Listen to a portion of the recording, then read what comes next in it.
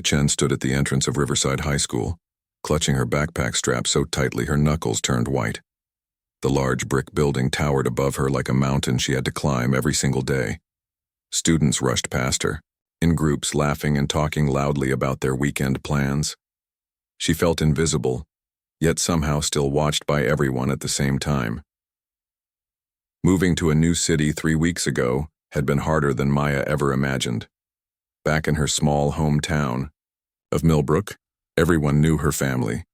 They knew her dad worked at the local hardware store and her mom taught piano lessons from their living room. People smiled and waved when they saw her walking down Main Street. Here in Riverside, she was just another face in a sea of strangers. The marking at the base of her spine had been there since the day she was born. Her mother always told her it looked like beautiful vines with tiny flowers blooming along them. When Maya was little, she used to ask her mom to trace the pattern with her finger before bedtime. Her mother would whisper stories about how special markings meant special people, and how Maya was destined for something wonderful. But as Maya grew older, she realized that being different was not always a good thing. Other kids stared when they caught glimpses of the dark marking during swimming lessons or doctor visits. Some asked rude questions. Others pointed and whispered behind her back. By the time she turned 12, Maya had learned to keep her marking hidden at all costs. She became an expert at choosing clothes that covered her completely. High-necked shirts became her uniform. She avoided any activities that might require her to change clothes in front of others. Swimming was absolutely out of the question. Even on the hottest summer days, she wore long shirts and made excuses about having sensitive skin. At Riverside High, hiding became even more important. The students here seemed to come from a different world than the one Maya knew. They carried expensive bags and wore designer clothes like they meant nothing. Their phones were always the newest models. They talked casually about ski trips and beach houses like every family had them. Maya tried her best to blend in during her first few weeks. She kept her head down in the hallways and found quiet corners to eat her lunch. She spoke only when teachers called on her in class.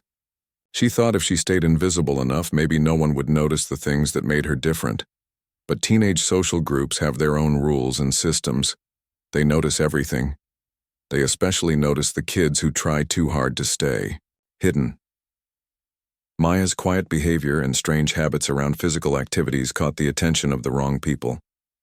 Brittany Morrison was the unofficial leader of the most popular group in school. She had long blonde hair that always looked perfect and a smile that could fool adults into thinking she was sweet and innocent. But Maya had seen the way Brittany looked at kids who were different. Her eyes would narrow slightly, like she was studying them and looking for weaknesses. Maya first noticed Brittany watching her during gym class. While other students were changing into their workout clothes, Maya stayed in her regular shirt and made an excuse about forgetting her gym clothes. The teacher let her sit out, but Maya felt Brittany's eyes on her the entire time. The next week, the same thing happened, and the week after that. Maya could see Brittany whispering to her friends, Jessica and Ashley, all three of them looking in her direction. Their whispers stopped whenever Maya walked by, but she could feel their curiosity growing stronger each day. Other students began to notice Maya's odd behavior too. In art class, when they were supposed to wear old clothes for a painting project, Maya showed up in a brand new shirt that covered her completely. When the drama teacher announced they would be doing costume fittings for the school play, Maya quickly dropped out, claiming she was too busy with other activities. The questions started small at first. A girl named Sophie asked Maya why she never wore tank tops like other students. Maya mumbled something about getting cold easily. A boy in her history class wondered out loud why Maya never participated in any sports or activities that involved changing clothes. Maya pretended she did not hear him, but the questions kept coming. Students began to make up their own theories about Maya's strange behavior. Some thought she had scars she was ashamed of. Others wondered if she had some kind of skin condition. A few mean students joked that maybe she was hiding something gross or embarrassing. Maya heard all these whispers and theories, and each one made her more determined to keep her secret safe. She had worked so hard to hide the marking for so many years. She was not about to let a group of strangers see it and turn it into the latest gossip topic. The marking itself was actually quite beautiful. It started at the base of her spine and curved upward like a delicate vine. Small flower-like shapes bloomed along the vine, each one detailed and perfectly formed. The entire pattern was about 6 inches long and 3 inches wide, dark against Maya's pale skin. It looked almost like an intricate tattoo, but Maya knew it had been there since birth. As the weeks passed, Maya felt the pressure building around her. Brittany's group was getting bolder with their observations and comments. Other students were becoming more curious about her mysterious behavior. Teachers were starting to notice that Maya always found excuses to avoid certain activities. Maya knew that eventually, someone would figure out her secret or force her into a situation where she could not hide anymore. She felt like she was living on borrowed time, waiting for the moment when her carefully constructed walls would come tumbling down. Every morning when she woke up, Maya hoped that maybe today would be different. Maybe today the other students would find someone else to focus on. Maybe today she could just be a normal student without having to worry about keeping her secret safe. But deep down, Maya knew that her luck would not last forever. In a school full of teenagers who thrived on drama and secrets, someone like her was bound to become a target eventually. She just hoped that when that day came, she would be ready for whatever consequences followed. The annual Riverside High School Carnival was the biggest event of the spring semester. Colorful banners hung from every doorway and window. The smell of popcorn and cotton candy filled the air. Students laughed and ran between game booths set up all across the school courtyard. For most students, it was a day to forget about homework and tests and just have fun. Maya walked carefully through the crowds, trying to stay close to the edges where fewer people would notice her. She had been looking forward to the carnival because she thought it would be a safe day.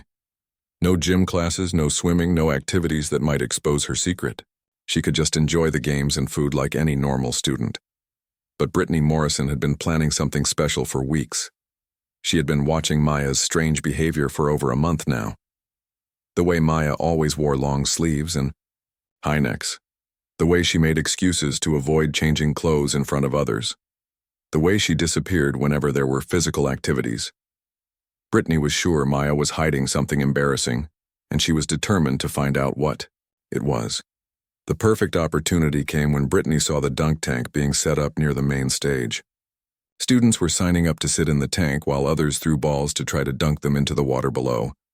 It was all for charity, which made it seem like a good and innocent activity. But Brittany saw it as the perfect trap. She gathered her 2 best friends, Jessica and Ashley, behind the food booth where no one could hear them talking. "Today is the day we find out what Maya is hiding," Brittany said with a sly smile. "I have the perfect plan." Jessica looked confused. "What are you talking about? What could she be hiding?" "Think about it," Brittany explained. "She never wears anything that shows her back or shoulders. She never goes swimming. She always has excuses when we have to change clothes. She is definitely hiding something on her body, and I bet it is something really embarrassing." Ashley started to understand. "So you want to get her in the dunk tank where everyone can see?" "Exactly," Brittany said. "And I already have it all figured out. We will make it seem like we are being nice and including her. Everyone will think we are just being friendly. But once she gets in that water, whatever she is hiding will be visible to the whole school." The 3 girls spent the next hour preparing their plan. They made sure they had backup clothes ready as an excuse for why Maya could not refuse. They positioned themselves near the dunk tank and waited for the right moment. They even got some of their other friends involved, though those friends had no idea what was really going on. Maya was walking past the dunk tank with 2 girls from her English class when Brittany made her move. "Maya," she called out in her sweetest voice. "Perfect timing. We need more volunteers for the dunk tank. It is for the new computer lab fundraiser." Maya felt her stomach drop. She looked at the tank filled with water and immediately started shaking her head. "Oh no, I cannot do that. I did not bring any extra clothes to change into." But Brittany was ready for this excuse.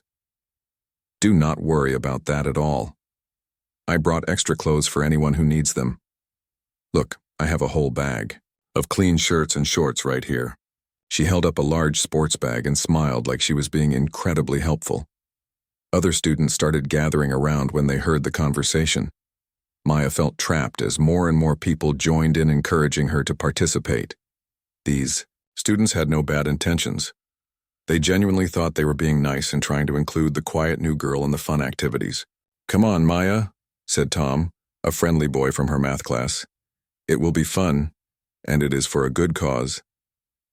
"Yeah," added Sarah, a girl who sat near her in history. "Everyone is doing it. Do not be shy." Maya looked around at all the faces staring at her expectantly. Her heart was beating so fast she thought everyone could hear it. She tried to think of another excuse, but her mind went blank. How could she explain without sounding crazy or rude? Brittany stepped closer and put a fake, concerned look on her face. "Maya, are you okay?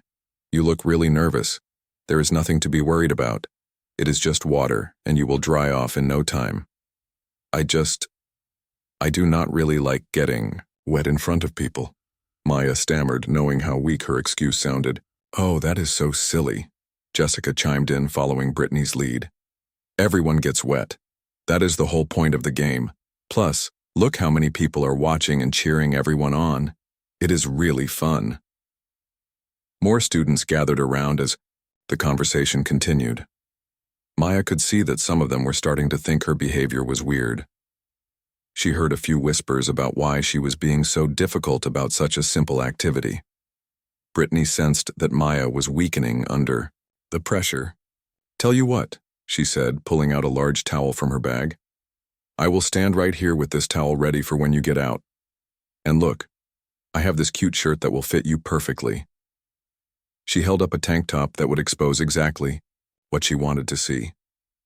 Maya stared at the tank top and felt panic rising in her chest. That shirt would show everything she had spent years hiding. But with so many people watching and encouraging her, she did not know how to refuse without looking like a complete weirdo. "Everyone is waiting," Ashley added, gesturing to the growing crowd. "The line is getting really long because people are excited to see you participate." Maya looked at all the expectant faces around her. Students she barely knew were smiling at her encouragingly. Teachers who were supervising the carnival were nodding approvingly at what looked like students being inclusive and kind. Even some parents who were volunteering at the event had stopped to watch. She felt completely trapped. If she continued to refuse, everyone would think she was strange and unfriendly. They would start asking more questions about why she was so against this harmless activity. But if she agreed, her deepest secret would be exposed to the entire school. Brittany watched Maya's face carefully and saw the exact moment when she realized she had no choice. A look of defeat crossed Maya's features as she understood that there was no way out of this situation that would not make her look bad. "Okay," Maya said quietly, her voice barely above a whisper. "I will do it." The crowd cheered and clapped, thinking they had successfully encouraged a shy student to join in the fun. But Maya felt like she was walking toward her own destruction, as Brittany led her toward the changing tent with the revealing clothes that would expose everything she had worked so hard to keep hidden. The changing tent felt like a prison cell as Maya stepped inside with the clothes Brittany had given her. Her hands shook as she held up the tank top that would reveal everything she had spent years hiding. The fabric was thin and light-colored, which would make her marking even more visible once it got wet. She could hear the excited chatter of students outside, all waiting to see her participate in what they thought was just innocent fun. Maya sat down on the small bench inside the tent and tried to calm her racing heart. She thought about running away, just pushing through the tent flap and disappearing into the crowd. But where could she go? Everyone at school would know she had chickened out at the last minute. They would ask even more questions about why she was so afraid of something as simple as a dunk tank. Through the thin tent walls, she could hear Brittany talking to other students. "I am so glad Maya finally agreed to participate," Brittany was saying in her fake sweet voice. "She has been so shy about joining in activities. This will be really good for her confidence." Maya knew this was all an act. She had seen the calculating look in Brittany's eyes when she had first suggested the dunk tank. This was not about helping Maya fit in or build confidence. This was about exposing her secret and humiliating her in front of the entire school. Taking a deep breath, Maya slowly changed into the clothes Brittany had provided. The tank top was even worse than she had imagined. It was cut low in the back and would show her marking clearly. She tried pulling it down, but it was no use. No matter how she adjusted it, her secret would be visible to everyone. Outside, she could hear someone making an announcement over the loudspeaker. Next up in our dunk tank is Maya Chen, a new student here at Riverside High. Let's give her a big welcome and lots of cheers. The crowd responded with applause and excited whoops. Maya felt sick to her stomach. She had never wanted this kind of attention. All she had ever wanted was to blend in and be normal. Now she was about to become the center of attention for all the wrong reasons. Maya pushed aside the tent flap and stepped outside. The crowd had grown even larger while she was changing. It seemed like half the school was gathered around the dunk tank now. She could see teachers, parents, and students all mixed together, everyone looking at her with encouraging smiles. But Maya also noticed Brittany and her friends positioning themselves in the front row with their phones out. They were trying to look casual about it, but Maya could tell they were getting ready to record whatever happened next. Her humiliation would not just be witnessed by the people here today. It would be captured and shared all over social media. The path to the dunk tank felt like the longest walk of Maya's life. Every step brought her closer to the moment she had been dreading for weeks. Students called out encouragement as she passed, but their friendly words felt like noise in her ears. All she could think about was what would happen when she inevitably fell into the water. The carnival volunteer, a cheerful parent named Mrs. Patterson, helped Maya climb the ladder to the seat above the tank. "Do not worry, honey," she said kindly. "The water is nice and warm and it will all be over before you know it." If only it were that simple, Maya thought as she settled onto the narrow seat. She was facing the crowd now, which meant her back was turned toward most of the spectators. The marking at the base of her spine felt like it was burning, even though she knew that was just her imagination. The game operator explained the rules to the crowd, but Maya barely heard him. She was too busy scanning the faces in front of her, trying to prepare herself for the moment when everything would change. She saw some students she recognized from her classes looking excited and supportive. She saw teachers nodding approvingly at what they thought was a shy student coming out of her shell, but she also saw Brittany's smug expression as she held her phone ready. She saw Jessica and Ashley whispering to each other and giggling. They knew something big was about to happen and they could barely contain their excitement. The first student stepped up to throw. It was Tom from her math class, and Maya found herself hoping he would miss. The ball flew wide of the target, splashing harmlessly into the net beside the tank. The crowd groaned good-naturedly, and Tom laughed as he stepped aside for the next person. Maya felt a brief moment of relief, but she knew it would not last. There were too many people in line, and eventually someone would hit the target. It was just a matter of time before she would plunge into the water below, and her secret would be revealed to everyone. The second thrower was Sarah from history class. Her ball came closer to the target, but still missed. The third person was a teacher, who threw like he had never held a ball in his life. His attempt went so wide that people laughed and cheered anyway. With each miss, Maya felt her hope growing just a little bit. Maybe everyone would have terrible aim today. Maybe by some miracle, no one would be able to hit the target and she could climb down without ever getting wet. But her hope was crushed when she saw who was next in line. It was Marcus, the star pitcher from the school baseball team. He was well known for his accuracy and strength. If anyone could hit the target, it would be him. Marcus picked up the ball and tested its weight in his hand. He looked at the target, then at Maya sitting nervously above the tank. "Do not worry, Maya," he called out. "I will try to make this quick and painless." The crowd laughed at his joke, but Maya did not find it funny at all. She gripped the edges of her seat tightly as Marcus wound up for his throw. She could see the concentration on his face as he aimed carefully at the target. The ball left his hand in a perfect arc.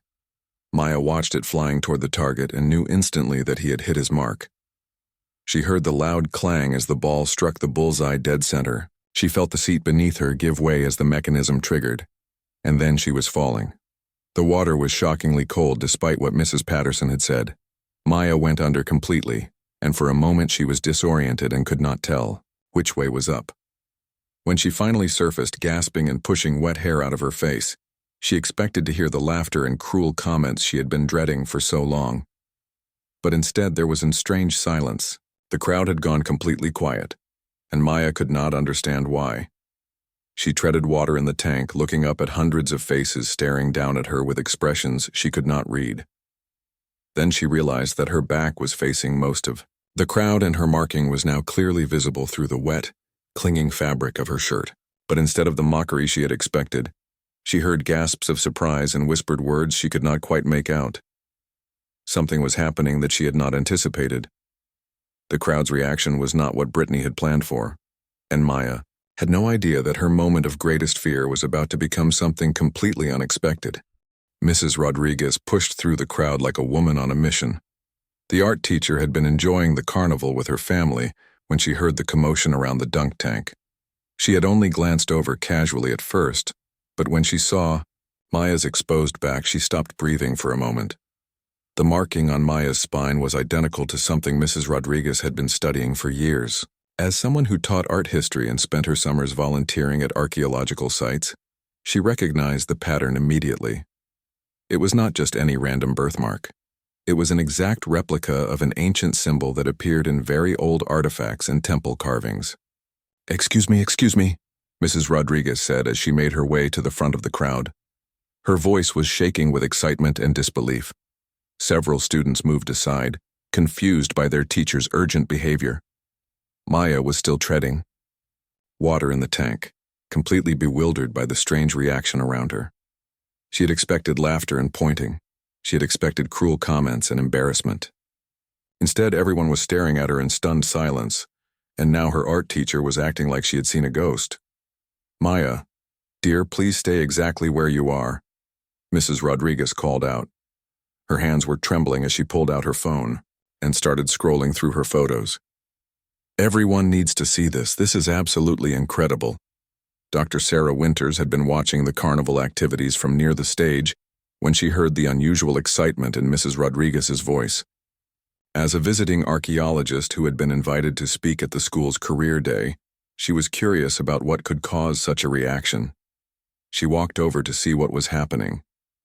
When Dr. Winters saw Maya's marking, her professional composure completely disappeared. She stared at the pattern on Maya's back with the same shock and amazement as Mrs. Rodriguez. The two women looked at each other with understanding, both recognizing the significance of what they were seeing. This is impossible, Dr. Winters whispered, then spoke louder so the crowd could hear. That pattern, that exact design, I have been studying it for 3 years. It appears on artifacts from an ancient civilization that we are still trying to understand. The crowd began to murmur with curiosity and confusion.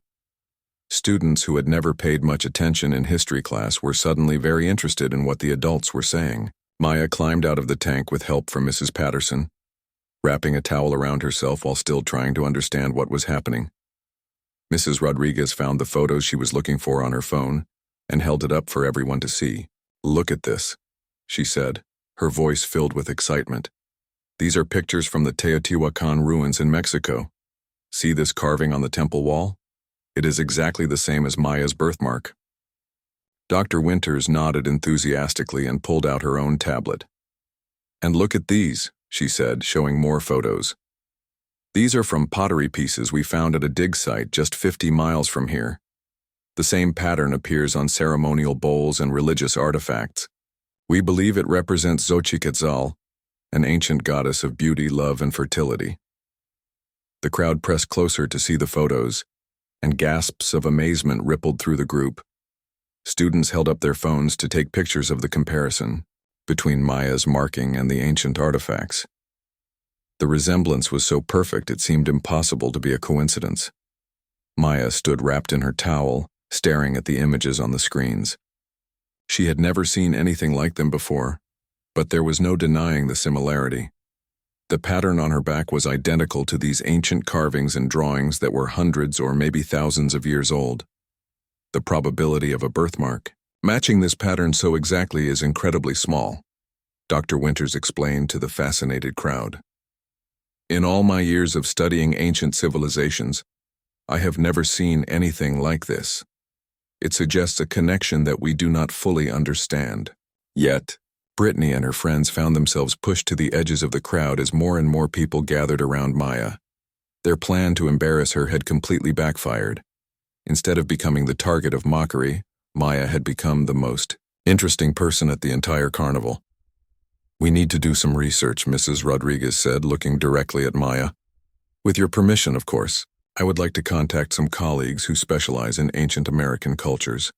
They would be very interested in documenting this and perhaps learning more about your family history." Maya nodded slowly, still processing everything that was happening. Students who had barely noticed her before were now looking at her with respect and fascination. Teachers were treating her like she was someone important and special. It was the complete opposite of everything she had feared would happen. Dr. Winters approached Maya with gentle enthusiasm. "Would you be willing to participate in some genealogy research? We might be able to trace your family history and find connections to the people who created these symbols. It could help us understand more about both your heritage and this ancient civilization." The crowd around them continued to grow as word spread throughout the carnival.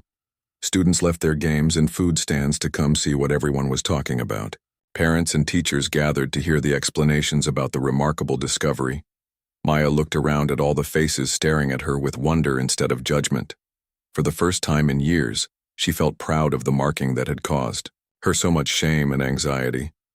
The secret she had worked so hard to hide was turning out to be something extraordinary and meaningful. "Yes," she said quietly, then spoke louder so everyone could hear. "Yes, I would like to learn more about this. I want to understand what it means and where it came from." The crowd erupted in excited chatter as people began to realize they had witnessed something truly special. Maya's moment of dreaded exposure had transformed into a moment of incredible discovery, and nothing would ever be the same for her again. 3 months after the carnival incident, Maya's life had changed in ways she never could have imagined. The quiet, shy girl who once hid in corners and avoided attention had become one of the most well-known students at Riverside High School.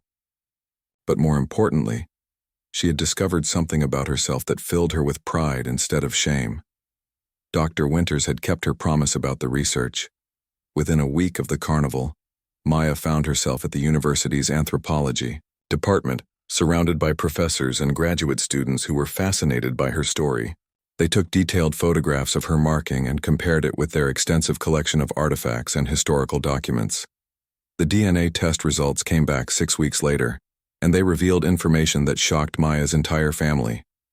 The tests showed clear genetic markers connecting Maya to indigenous peoples from central Mexico, specifically groups that had lived in the regions where the matching symbols had been found on ancient artifacts. Maya's mother cried when she heard the news. "I always knew you were special," she told Maya, hugging her tightly. "But I never imagined it was because you carry the heritage of our ancestors in such a literal way." The research team discovered that Maya's family could be traced back through several generations to a group of people who had migrated north from Mexico in the 1800s. Over time, the family had lost touch with their indigenous roots and cultural traditions. But somehow, the ancient symbol had been preserved through Maya's genes, appearing as a birthmark that connected her to her ancestral past. Dr. Winters published a paper about Maya's case in a respected archaeological journal. She called it Genetic Memory and Cultural Preservation, a case study in living heritage. The paper attracted attention from researchers around the world who were interested in how cultural symbols might be preserved through biological inheritance.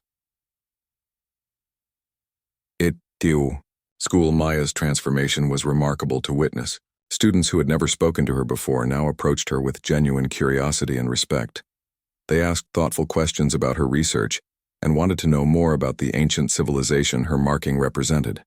Maya started a heritage club at school for students who were interested in exploring their own family histories and cultural backgrounds. The club grew quickly as students realized how little they knew about their own ancestors and where they came from.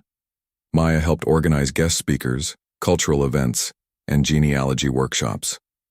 The club's first major project was creating a museum display about the connection between Maya's marking and the ancient artifacts. Students from the art classes helped design the exhibit, while students from history classes researched the civilization that had created the original symbols. Maya also began speaking at other schools and community events, sharing her story and encouraging young people to embrace what made them different. She talked about how the things she had been most ashamed of turned out to be her greatest source of strength and identity. "I spent years hiding this marking because I thought it made me weird and different," she would tell her audiences. "But it turns out that being different was exactly what made me special.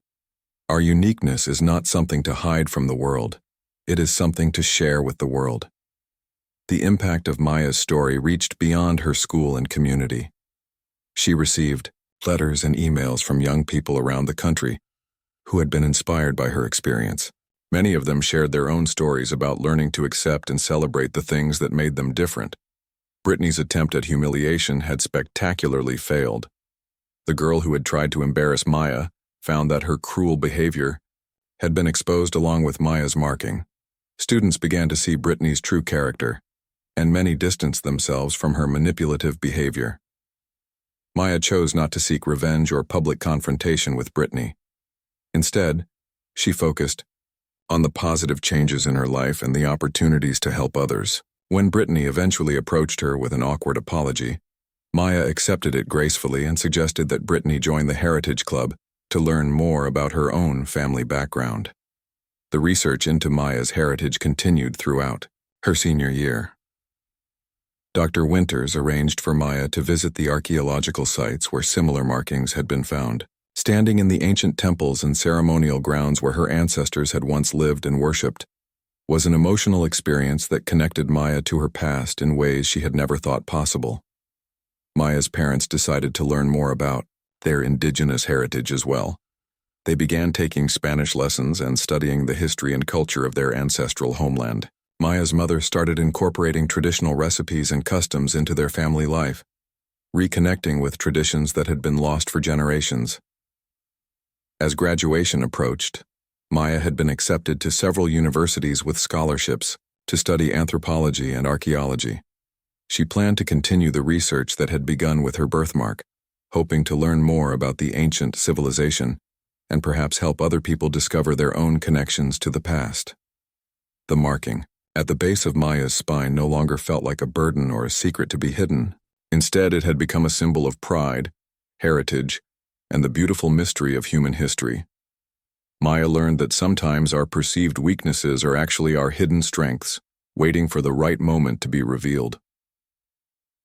On the day of her high school graduation, Maya wore a dress that proudly displayed her marking. As she walked across the stage to receive her diploma, the entire audience cheered not just for her academic achievements, but for the courage she had shown in embracing her uniqueness and sharing it with the world. Maya's story had taught everyone at Riverside High School an important lesson about acceptance, heritage, and the power of being true to yourself. The cruel intentions of bullies had inadvertently led to a discovery that changed not only Maya's life, but the lives of everyone who heard her story. The marking had always been there, waiting patiently to tell its story. It was a story of connection, of ancestors who had passed down their legacy through generations, and of a young woman who learned that her greatest shame could become her greatest source of strength and purpose.